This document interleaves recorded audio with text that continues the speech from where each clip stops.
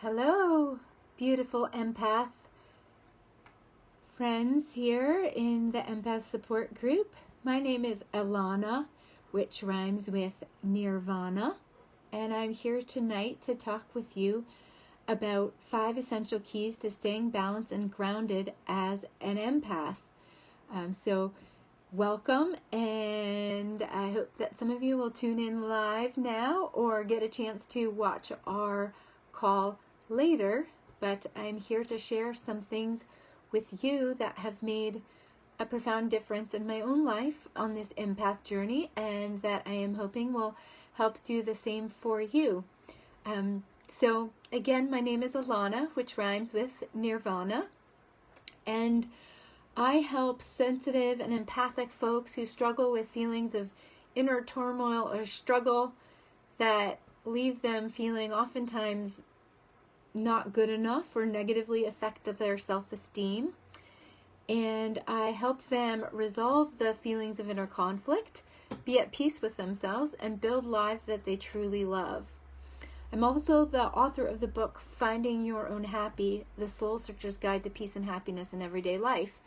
This book is part self-help personal tools and part my own journey of going from struggling with often suicidal level depression and anxiety and not understanding what I was missing and what was wrong with me, which maybe some of you can relate to, and just feeling like really messed up and screwed up, to learning how to understand my empathic abilities, to work with them, and to turn them into a real contribution and gift to my life. So welcome here. And let's start off with also, just one more thing. Stay tuned to the end, because I do have an opportunity for you to get a free copy of my book. So you want to stay to the end to get that keyed into that option, that opportunity. And while we're getting started here and hoping that more people will join us, let's share what are some familiar signs to you? You can type these in the comments. What are some familiar signs and experiences of being empathic? How does that show up for you? How does that present itself in your life? So if you're watching and you have a comment or a thought on that, I would love to hear. Will give me more of a sense of what your experience is like.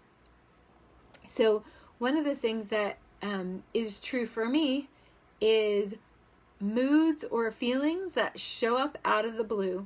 I will literally be sitting here at my desk working on my computer, feeling fine, and all of a sudden I'll start to feel anxious or some other interesting feeling. I'm like, okay, what is this? Because I know it's not mine. I know I was feeling fine before and now I'm not. So that's one thing that I experience being empathic. Also, walking into a room or getting around certain people and feeling what they're feeling, or feeling heaviness, or feeling like, oh, this is weird, and then walking away from them and feeling fine and feeling better. So those are some examples of how being an empath shows up for me. Super emotional at times. I feel like I absorb everything from people and environment. Yeah, Carrie, I'm curious, like, how do you know that you're absorbing it? Like, do you feel like really heavy, or do you just feel overwhelmed with emotion, or do you feel like what's the indication that that's happening for you? I'm really curious about how that is for you. So anybody else can just pop on and share what are some of the ways that you're having an empath moment. How do you know when you're having an empath moment? I also have, like, today actually I just felt like my head, like crazy thoughts in my head, like what is this, like and so I stopped and I used the tools that I have, and whoo, okay, cool, I'm fine, nothing's wrong here, we're all good. But it was totally an empath moment of all of a sudden, like, okay, what am I aware of here that I'm not willing to perceive? And what's really going on here? Because I was fine just a few minutes ago. So that's some things. I know for some people, maybe they're physical empaths, so they feel the aches and pains of other people. That is also a very common way to experience being empathic, or you take on somebody else's illness. That's less for me. I'm much more of an emotional empath. So great. Thanks for sharing. And let's get into some more content here. Do you know the difference between what is yours and what is not? I'm just really curious. So give me, I don't know if there's a thumbs down on this little Facebook thing, but give me a thumbs up if you feel like you have a good handle on what is yours and what is not. And maybe a cry face. Is that an option? I don't know. If you feel like you don't. Overwhelmed and anxious. So Carrie says her experience of how she's absorbing stuff is overwhelmed and anxious. Like I know what people are thinking and feeling, and I feel it like it's my own, and it stays with me, right? Yep. So it's like, you step into that person's space, or for me, even I can be at a distance. I live in Utah and my mom lives in Massachusetts, and I used to be able to pick up the phone and call her and say, Mom, what's going on? Because I feel you. So physical distance or proximity does not have to be relevant. I'm sure you know. So how do you tell the difference between what is yours and what is not? That to me is the number one essential key to staying balanced and grounded as an empath. And if you're all mixed up in the soup and you have no idea what the difference is between your experiences and everybody else's experiences, and like for me, my story goes, I didn't know I was empathic until I was in my 30s, and now I'm in my 40s. And I just thought I was really messed up. I thought I had a lot of emotional problems. I thought I had social anxiety. I thought all of these things were wrong with me.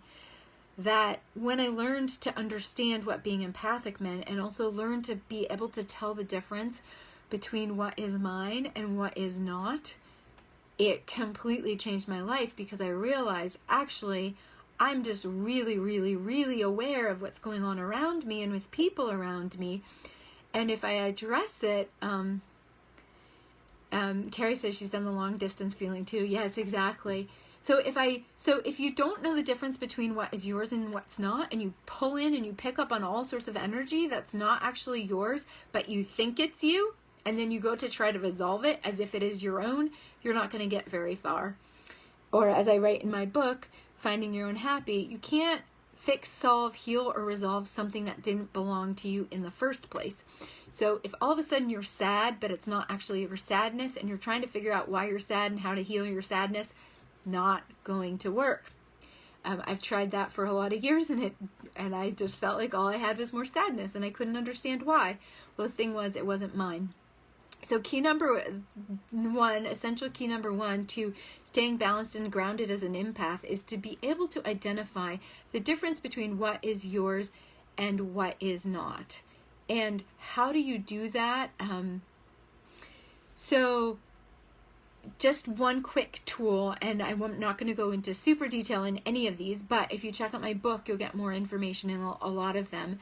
So number one thing is just to ask, to say, is this actually mine? And the first time I really used this tool, I was literally lying on my bed, crying, being like, what is my problem? And then I started to think that I had all these issues and all of these problems in my life. And then I said, wait a minute, is this even mine? And literally the tears stopped. I stopped crying and I stopped feeling sad. And I went, whoa, okay, that definitely wasn't mine. So you can ask yourself, for all of your thoughts, feelings, emotions, or sensations that show up in your life, is this mine? Or who does this belong to? And see if it changes for you. See if it gets lighter. See if it shifts in any way. That's a good sign that you're just aware and it's not actually yours. So that's the sort of first tool for understanding what is yours. And then the other piece is to really get to know what it feels like to be you in your own energy. And one of the ways that people can really get connected to themselves is like go out in nature, go far away from other people, and get a sense of what that feels like.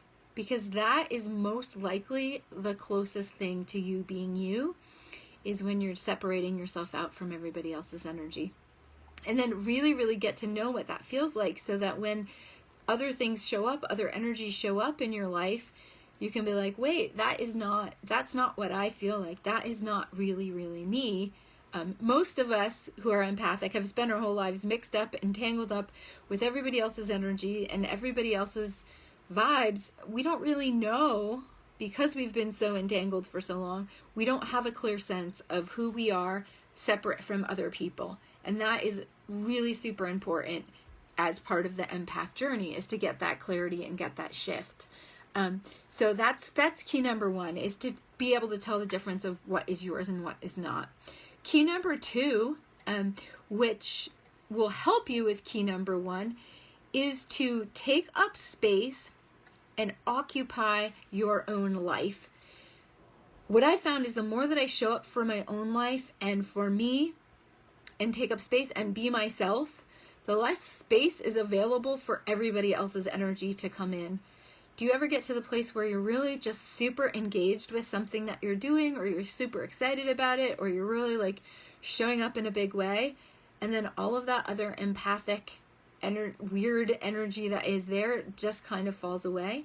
So like, for example, I would be either like about to go have a meeting where I had to like be on and present something, or I'm about to get on a call with a client, and I'm sitting at home being like, oh, I feel so weird. What is going on? Like, oh, like what is all this? Like, I'm perceiving all of this energy from people around me, from things around me. And then I get on that call or I go to that meeting and I have to show up and I have to sort of occupy my own life and be present for my own life. And all of that craziness just goes away, disappears, is gone. So that's something to look at, and to look at how much are you showing up for yourself? How much are you showing up for your own life? How much are you willing to be you and show up as you in your life?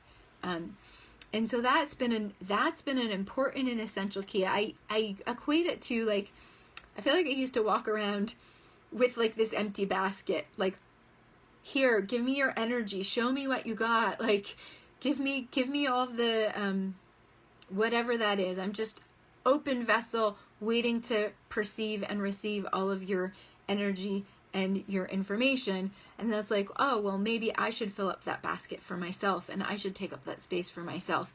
And some of this is very subtle, and just to play with it, experiment with it about, are you just like an open container inviting everybody else's energy in, or are you really being the most dominant energy and showing up the most powerfully in your own life and showing up as your own energy? Or are you sort of making space for everybody else and not taking up that space? So that's key number two, is take up space and invest in your own life. Key number three, which I think is also essential, is to do your own healing work and take care of the parts of you that are still in pain or hurting or recovering from trauma. It's interesting, what I've noticed is the more I do my own healing work and work on my own issues, the easier being empathic becomes. And the more I work on understanding and figuring out how to be with being empathic, the easier my healing becomes. So they're sort of symbiotic and mutually beneficial to each other. And it's like, the more you deal with the trauma, the more you deal with the hurt, the more you're able to occupy your own life, take up space in your own life. And also, like, some of the ways that empaths show up and feel like, I mean, how many of you are rescuers, caretakers, people pleasers, overextenders? How much of you are really caring for and trying to take care of everybody else and everybody else's energy and everybody else's feeling all the time? That's definitely a thing that empaths do, is to overextend and like try to help everybody, right? But it's also a thing that people who have experienced trauma do and have healing work to do. And so to be able to shift that and to stop taking responsibility for everybody else's feelings just because you feel it doesn't mean you have to fix it. And to learn how to say, you know what, that's not mine, that's not my problem, it's not my responsibility. And to sort of break a little bit that cycle of people pleasing by healing some of the places that make you feel like you're all of those, Carrie. Yeah, great. Me too, or have been. I've had to learn really hard how to not be all of those things, and to have, which leads to the fourth key, which is about having really good, clear, energetic boundaries, and letting other people be responsible for their feelings and their experiences. Now, if you're empathic, so part of the reason we end up to being people pleasers, rescuers, caretakers, all that kind of stuff, is because we feel so intensely, right, what's going on with somebody else. And so to make ourselves more comfortable, we're going to try to make them more comfortable. Like, oh, your energy is hard for me to be around, so now I'm going to try to fix it for you so I have an easier time. But there are other ways to learn how to work with your energy so that you're not having to sort of fix everybody else's emotional experience so that you can be okay, right? You can learn to be okay even with being around energy that, affects you or that you feel it. And that's part of having energetic boundaries, is learning how to, it's a sort of a classic you may have heard, observe, not absorb. And so how to be aware of what's happening with other people and experience what's going on with other people without taking it in, without trying to process it yourself, without trying to resolve it yourself, without trying to heal them.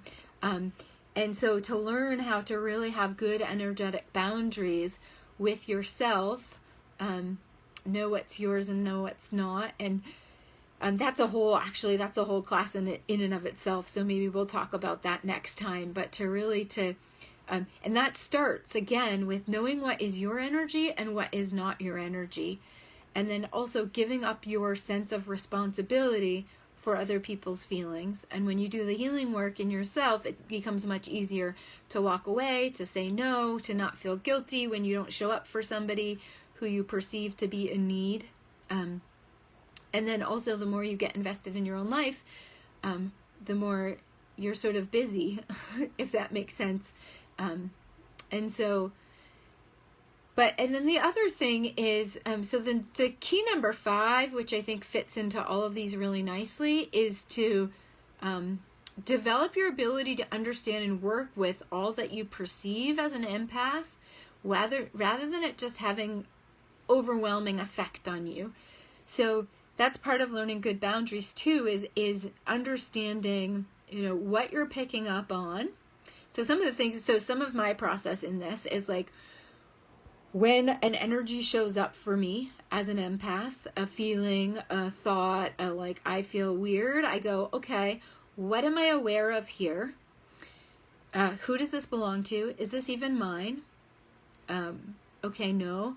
Like, whose is it? Can I tell, like, the particular person it's coming from? What is the purpose of me being aware of this? So this is like getting onto the nuanced levels of all of your empath perception, is to understand what it's all about, right? Not just like, oh, I'm feeling somebody else or whatever. It's like, okay, is there a reason that I'm aware of this? What is the reason? Is there something that I need to do with it?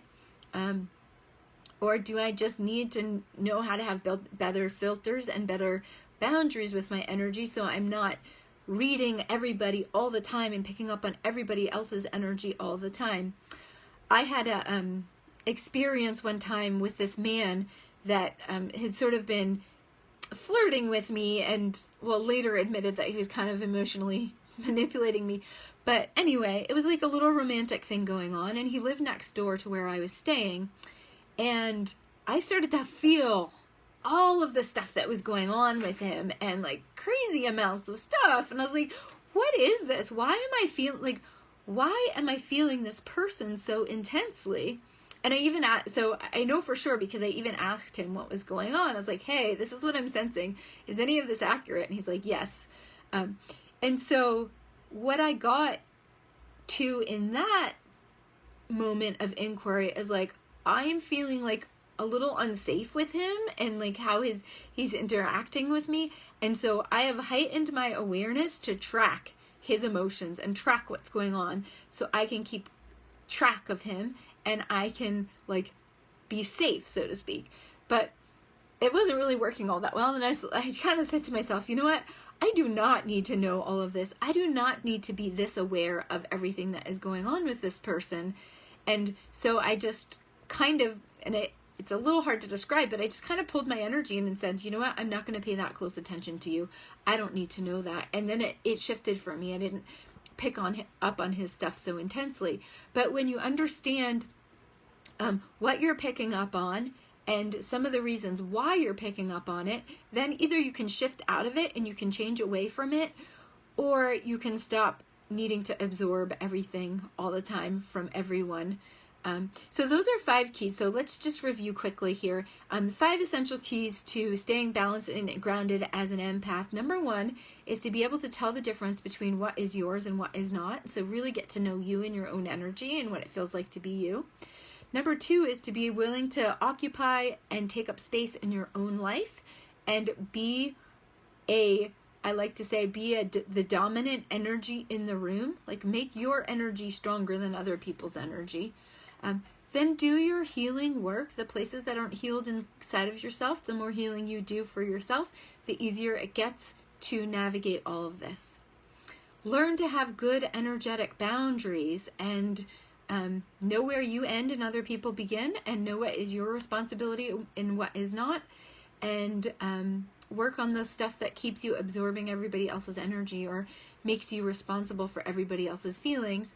And then learn how to understand and interpret and work with everything that you're aware of. That's where the gift comes in, right? When you can work with your empathic abilities and say, okay, what is this really?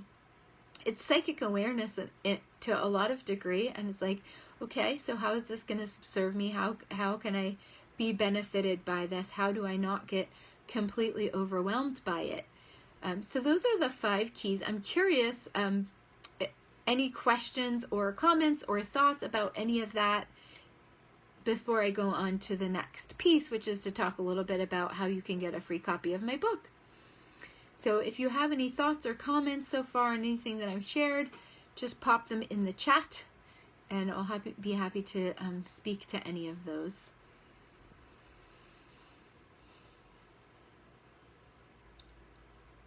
And thank you all for joining me.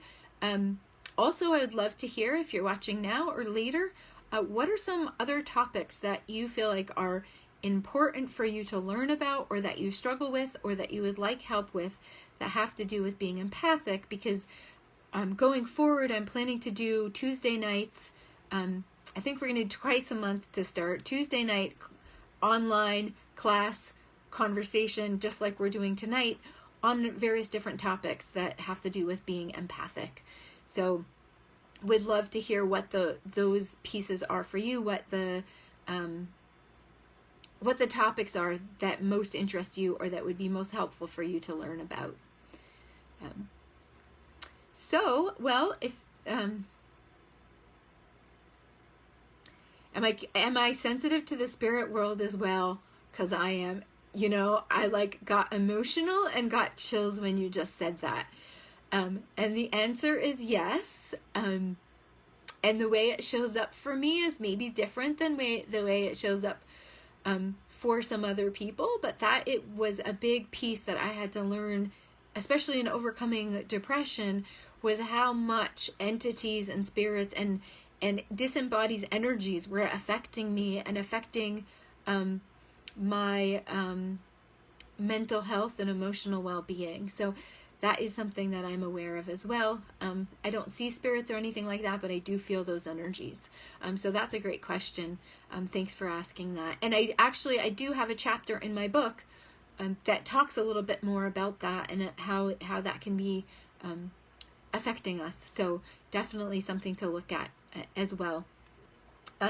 Anyone else with a question or comment here before I talk about my book for a second?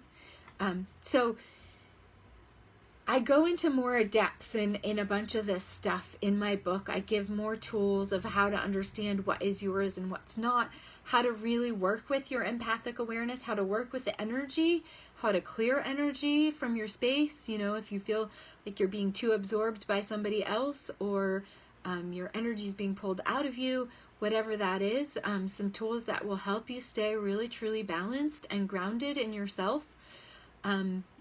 Some stuff about how to work with and heal the old traumas and hurts, how to start to trust your intuition, how to work with some of the spirit stuff so that it doesn't also negatively affect you.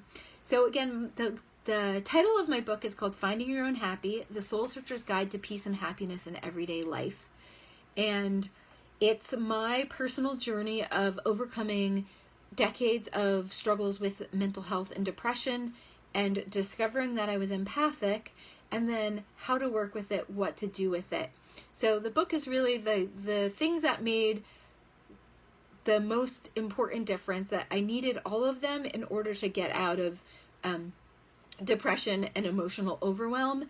And when I used all of them, then it really shifted my experience in my life and got me to a much happier, much better feeling place.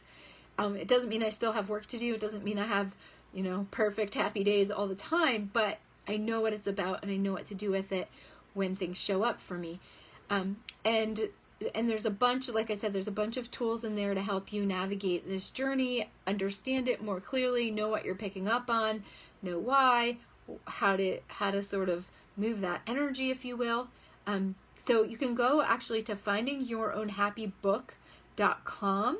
That's findingyourownhappybook.com, and just put in your email address and you'll get a free PDF copy of the book, and can explore these tools all in more depth and put them to use in your own life. And please do let me know what you thought and how they worked for you, and it will help you in all these areas. And I have to say that the more you learn to master your empathic abilities and the more you learn to understand what's really going on for you, the easier it gets to show up in the world, to be social, to enjoy your life, to be happy. And it doesn't mean you stop being empathic, but it just gets way easier and way better. And for me, it was do or die. I either had to figure out how to be an empath in this world, or I had to check out, because I got to a pretty dire space. So if you're there, or if you're like, gosh, this sucks, or like, I just need to figure out how to do this better or easier, my book will give you a good starting point to help you on that path. So I'll be back again in 2 weeks for another topic, which is yet to be decided, but I think we'll keep at the same time. So mark your calendars if you want to get more information and more understanding about how to navigate this empath journey. Tuesday, twice a month on Tuesdays at 8 p.m. Eastern Time. And I'll look forward to connecting with you all in the group. And if you're watching this later and have questions, just type them in the comments, because I will come back and I will follow up and answer people's comments later on. So thanks for being here, and here's to being a truly empowered, happy, and balanced empath in the world, because we definitely need you, and we need your gifts, and we need your light in this interesting times we're in. So I'll talk to you again soon. Have a beautiful night. Bye for now.